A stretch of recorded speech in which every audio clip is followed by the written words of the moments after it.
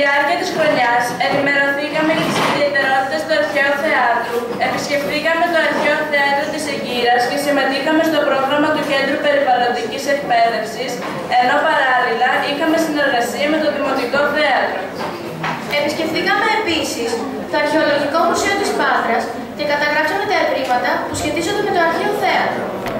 Αφού παρακολουθήσαμε σύντομα αποσπάσματα σύγχρονων παραστάσεων αρχαίων δράματος, δουλέψαμε με φωνητικές, κινητικές ασκήσεις, αυτοσχεδιασμούς και θεατρικό παιχνίδι.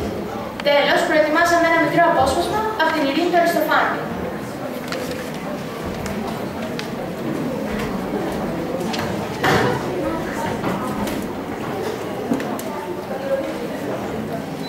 Άκουσε, Τσινελόπη. Υπάρχουν πιθανότητες φέτος ο Αριστοφάνης θα πάρει τα βραβεία.